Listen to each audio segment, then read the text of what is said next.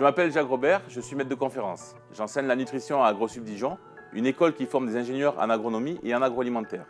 J'effectue mes recherches au sein du centre de recherche Lipides, Nutrition, Cancer de l'INSERM et plus particulièrement, je m'intéresse aux mécanismes impliqués dans la mise en place de certaines maladies métaboliques telles que l'obésité et le diabète de type 2.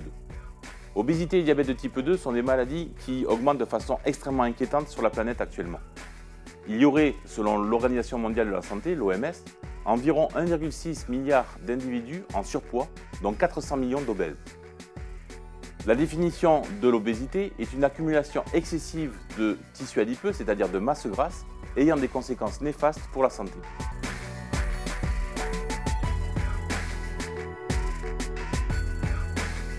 Les causes de ces maladies sont multifactorielles et compliquées.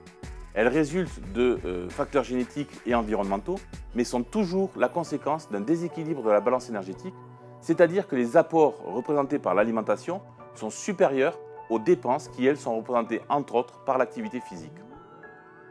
Depuis le milieu des années 2000, un nouvel axe de recherche très prometteur a été découvert. Il s'agit du microbiote intestinal, que l'on appelait il y a encore peu de temps la flore intestinale. Ce microbiote intestinal est composé de plus de 100 000 milliards de bactéries appartenant à plus de 1000 espèces différentes. Les fonctions de ce microbiote peuvent avoir des répercussions dans le fonctionnement normal du corps ou lors de maladies, l'obésité étant l'une de ces maladies.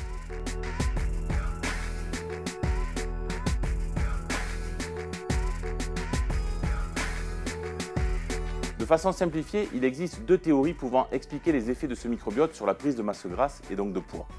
La première est dite théorie énergétique, c'est-à-dire que certaines bactéries de ce microbiote auraient une plus grande capacité à dégrader des molécules que nous ne sommes pas capables de digérer, par exemple des sucres complexes.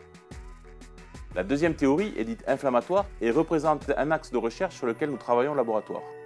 Nous étudions, par exemple, le rôle de certaines molécules pro-inflammatoires présentes à la surface de ces bactéries. Ces molécules sont les lipopolysaccharides ou LPS. Par des mécanismes non élucidés à ce jour, il semblerait que ces molécules de LPS puissent, dans certaines circonstances, être en lien avec l'obésité. Comment ces LPS pourraient être impliqués dans la mise en place de l'obésité est une question à laquelle nous essayons de répondre.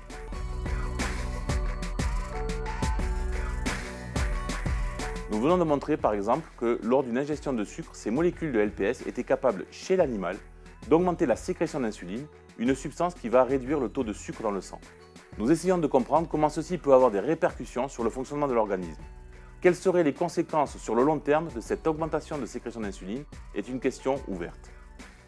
En conclusion, les recherches menées actuellement sur ce microbiote intestinal nous dévoilent peu à peu son rôle très important dans le fonctionnement de l'organisme et constituent un nouvel espoir de traitement pour combattre des maladies telles que l'obésité.